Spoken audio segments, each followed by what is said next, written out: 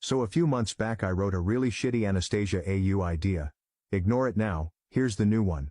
So Anastasia's place will be taken by Damien, Dimitri's place will be taken by John, Vladimir's place will be taken by Billy Batson, and Rasputin's place will be taken by Ra's al Ghul.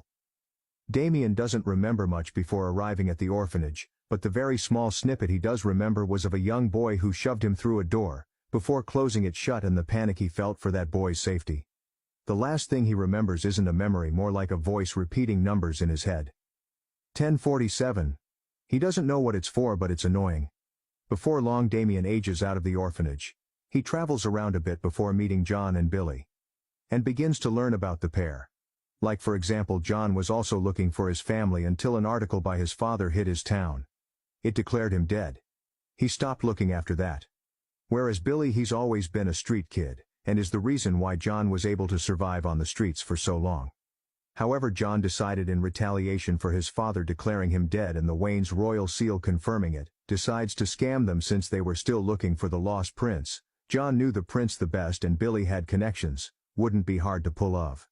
And then Damien arrives looking identical to the lost prince, but John doesn't believe it's him. He isn't as rude, but Damien will work well for their scam. And thus begun the greatest trio: a amnesiac prince, a lost son of a high noble, and a street kid. And from there on it follows the movie pretty closely. Obviously rest of the Bat fam is alive, since Roz was only targeting Damien, the only legitimate heir, and in retaliations for Bruce sleeping with his daughter before marriage. Killing the bastard prince in his mind would destroy any proof of his daughter unwedly acts. 1 a.m. Drabble's tired as fuck. Grammar police, fuck off. Another weird AU idea, when Bruce gets the chance to talk to his dead parents because of a reward from some higher being or something. He gets to talk to his mother briefly but can't seem to talk to his father, and when that higher being's like, "Oh, you want to talk to your father but he isn't in spirit, I'll bring his soul, wait a moment." And then out of nowhere Jason, who was eating soup, his second adopted son, is suddenly in front of him. Jason is like, what the fuck? And Bruce is like, what the fuck?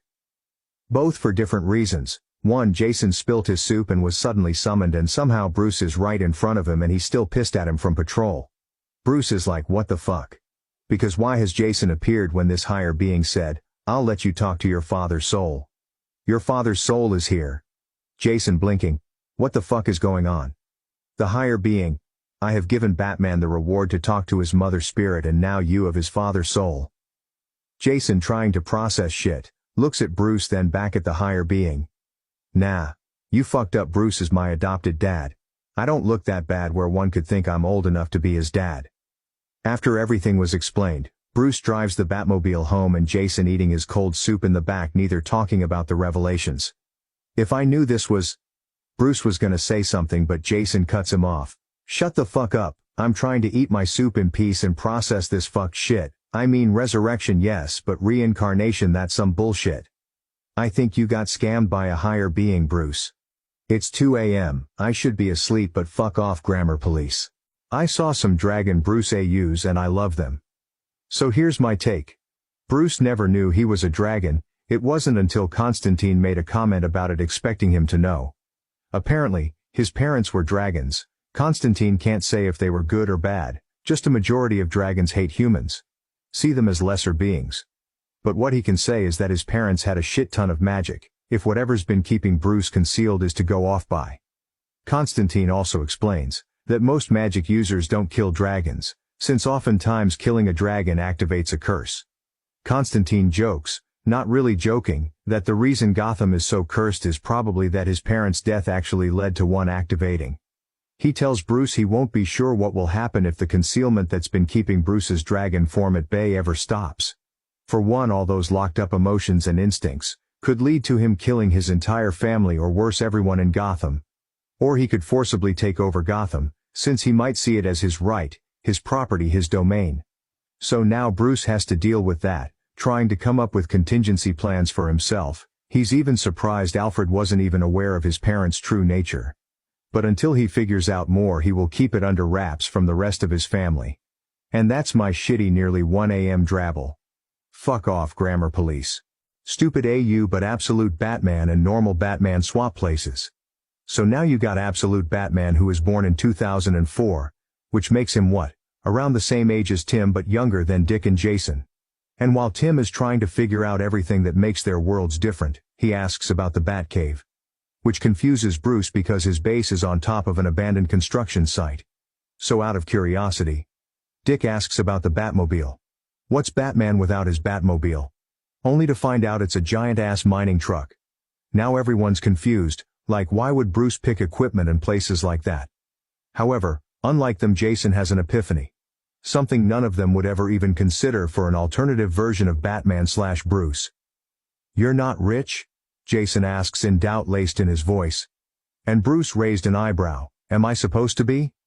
The cave erupts in confusion. Well, I mean, Steph just high-fives this Bruce, stating something about being broke-ass homies. Later on, Alfred comes down with refreshments and food, and somehow that puts Bruce on edge. Damien watches his alternate father's reaction, immediately picking up on the unease. So, do you not have a pennyworth? Damien asked. Bruce doesn't answer, nor does he drink or eat anything Alfred gives him, which disappoints the butler greatly. Of course he doesn't. He's not rich, you snobby little brat, Steph states, causing Damien to glare at her, and before a fight can break out between the pair, Jason asks another question. So, was your inheritance stolen or something? Bruce's eyebrows furrow in confusion, as if he was asked the oddest question in the world. My dad was a school teacher, and my mum is a social worker? Tim's eyes widen not at the jobs the Waynes seem to have in that world, but at something else. You said your dad was, but your mum, is she still alive? He simply nods. Oh. I also imagine, the Justice League are working with the Bats to swap the two Batmans back, so finding out how or why they were swapped is crucial. Eventually they do. A villain thought swapping their world's Batman, with a younger inexperienced Batman, would make it easier to take over Gotham. Oh, how wrong he was. Absolute Batman arrives on the scene, pushing past Justice League members to get to this villain, and mind you, his ass is not even supposed to be out, let alone seen. Of course, when Batman asks him to reverse what he's done, the villain refuses like a snotty nosebrat. So, Batman takes a big-ass stick from who knows where. For a brief moment Tim's excited, thinking this Batman was trained with a bowstaff. He quickly realized how wrong he was, when Batman shoves the stick onto the symbol on his chest, creating a big-ass axe. When he asks again, telling the villain what he will do if he doesn't, the villain still refuses, without any hesitation, and before anyone could stop him, he cuts the guy's arm off and begins to threaten to chop the other one if he doesn't cooperate. This impresses Jason and Wonder Woman but not really anyone else. And it's not like any of the regular Justice League members could hold him back. He's taller and wider than Superman. Side note. Maybe regular Batman is having a field day. Not only is his mother alive, but younger than he ever remembered her to be. Oh, and Alfred is trying to kill him. And his counterpart is broke, but that's not the worst. The fucking Joker is rich and held in high regards. Fuck off, grammar police. Fey Blood Dick Grayson idea. Imagine Dick, unknown to him, descends from a Fey's bloodline, and is the reason why he seems to be able to do what most regular humans can't. For example, the quadruple flip. And Dick has enough Fey blood in him to curse the Robin mantle unknowingly, and that's why those after Dick, who he doesn't give the mantle to, meet such tragedies, even Jason dying. And the curse is different for each Robin depending on how Dick viewed each of them. For example, with Jason, who Dick viewed as someone who took his spot, someone who dared take his name, the curse of the Robin mantle began with him, and was the worse, resulting in Jason's Robin career being unlucky and eventually leading to his demise. I mean, the Joker didn't kill Jason because he was Jason, but because he was Robin. Tim, the next Robin, also suffers a lot on his journey and nearly dies multiple times. But due to Dick viewing Tim as a replacement for Jason, and not for him, the curse doesn't kill him. When Steph came to be Robin, she wasn't Robin long enough for the curse to affect her, and most of the shit that happened to her happened afterwards with no correlation. Damien, the Robin that Dick gave the mantle to. He doesn't suffer because he's Robin. He suffers because he's Damian Al Ghul. And after he picked Damien, the Robin curse nulled. Who eventually figures it out? None other than Jason. He's always been smart. Maybe not as smart as Tim, but he's pretty good at spotting patterns, especially regarding anything Robin-related. It didn't take a genius to realize a lot of bad shit happens to those who have taken the mantle after Dick due to being Robin, all but Damien, the Robin he had picked. So, a little bit of digging. It didn't take too long for Jason to figure out the Robin mantle was cursed, but he didn't expect Dick to have been the one to curse it. So he goes to confront the golden boy, Bruce's favorite, at his apartment, and as his fist is about to knock on the door, he is frustratingly stopped by Tim, who had figured this out way before Jason did. Before Jason punches Tim's lights out, for knowing for so long and not stopping it, he lets Tim speak, and Tim tells him Dick doesn't know, and he isn't sure what will happen if he ever finds out. He's done the research, and it doesn't look good. Jason doesn't seem to care, so Tim asks him to imagine if he ever found out. Their older brother, who has a guilt complex like no other and is a glutton for punishment, found out that almost every tragedy, even Jason's death, was a result of himself. Imagine what Dick would do to himself subconsciously and consciously with his abilities. This stops Jason dead in his tracks. He feels conflicted. He can't forgive what happened, even if it's unintentional, but he doesn't want him to suffer. Uncertain about what to do now, he tells Tim that if this curse affects Damien or any future Robins after him, he won't keep his mouth shut. And then Jason leaves the apartment building, and Tim follows him out. Unknown to both of them, Dick was listening from the other side of the door, feeling horrified with himself. Who knows what he will do now, knowing what he unintentionally has done? Can you tell this was the first AU I'd written? I've slightly edited it so it is readable. LOL. Spare parts AU, be warned. Heavy angst and inhumane treatment implied. Damian Wayne isn't Bruce Wayne's son. He's always known what he truly is. A clone made to be spare parts for the Batman, created by Ra's al Ghul. And it was not even like he was the first. Before Bruce became Batman, Ra's saw him as a great asset and began cloning then. So, whenever Bruce was heavily injured, not enough to kill him, but enough to decrease his potential, he would use these clones as extra parts to repair any serious injuries. Of course, Bruce never knew this. But yet, somehow and for some reason, Talia convinces her father to raise Damian instead of just being spare parts like the others before him. She doubts her beloved would even accept this gift from her father willingly, and probably would be horrified to know about the ones before Damian. So why not raise him to be what Bruce was always supposed to be, an heir to the demon head? Talia does this out of selfishness. She knows that deep down, but clone or not, he's still her son.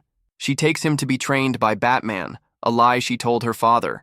However, Damian thinks his so-called mother decided he's more of a nuisance and decided to give him over for his originally intended purposes. Surprisingly not.